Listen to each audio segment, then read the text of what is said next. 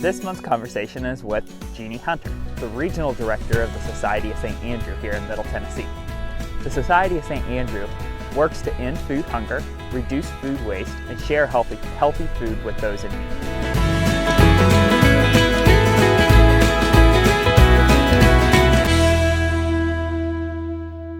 Okay, Jeannie, thank you for joining us here today. Yeah, glad to be here. Cold day at the Nashville Farmers Market. We got a little bit of snow.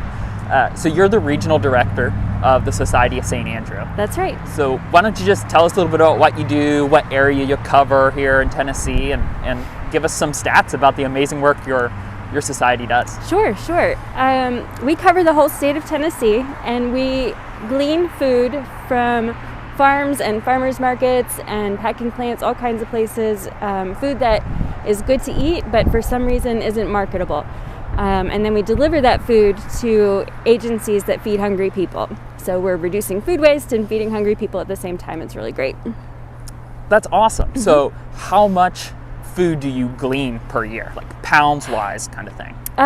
This past year, 2020, we did 2 million pounds. That's partly because of COVID. A few of our farmers weren't able to sell to restaurants early on when the restaurants were closed because of the pandemic, and then we helped with the USDA boxes. They had a program that they were delivering food to agencies straight from farmers, and we helped with the last mile bit of that quite a lot. So we moved over 2 million pounds.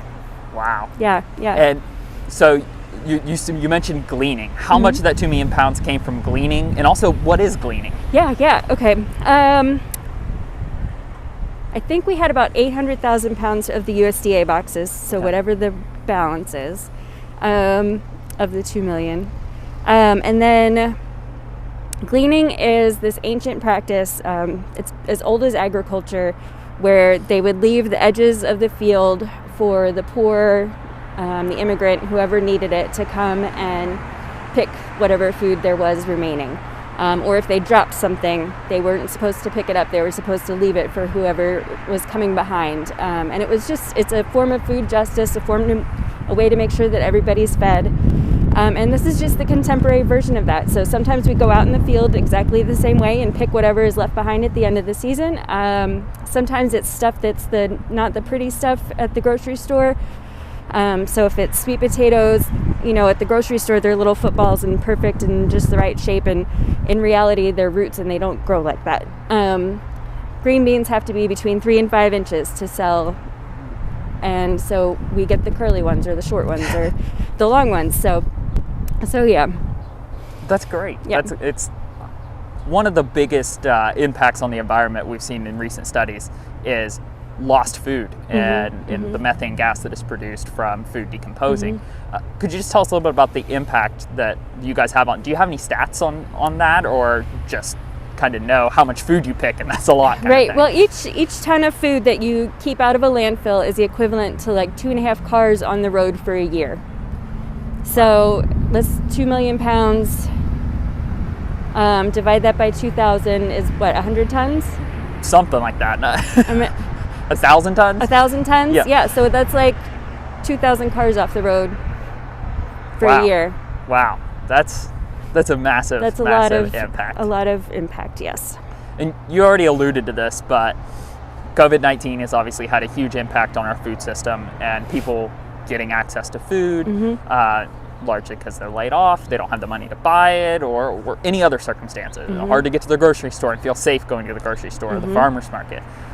So you guys stepped in and helped out with those USDA boxes. Were there any other programs that you guys kind of helped out with? Not like federal programs or anything like that. We did have a farmer at the beginning of the season who was like, I usually sell all my eggs to a restaurant. The restaurant's closed. Will you guys take them? And we did. And we, I think the Omni Hotel here in town, the same thing. They had a lot of food and weren't able to have the restaurant part open. And so we took their food and delivered it somewhere. So that's great. Yeah.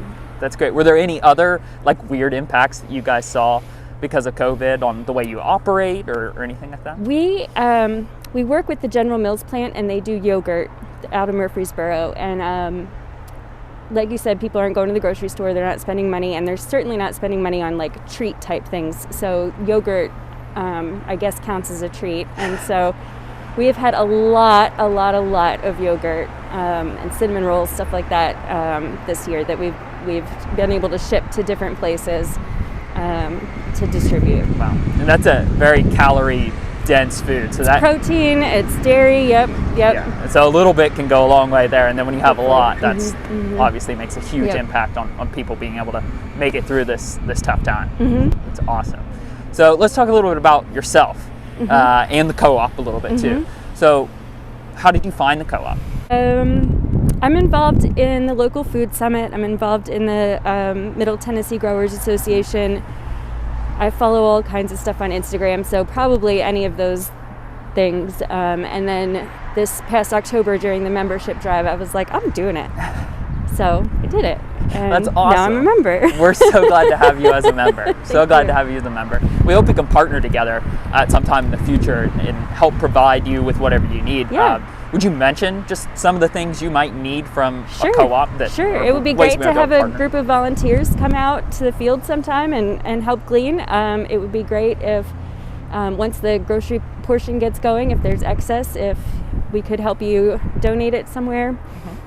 Us, we, you, all of us. that would be fantastic. I think that both those would be great connections that we could form, and you guys already know where the food needs to go. One of the things we want to do at the co-op is drive down food waste, and one of the better ways to do that is you're gonna have some, and so what do you do with it when you have it? And ideally feed other people. Yes, exactly. We certainly don't want it going to waste. Farmers put in hard work to grow it, and we don't want it just going into the environment and contributing to this environmental crisis that we're dealing with right now. So I thank you for your time coming out today.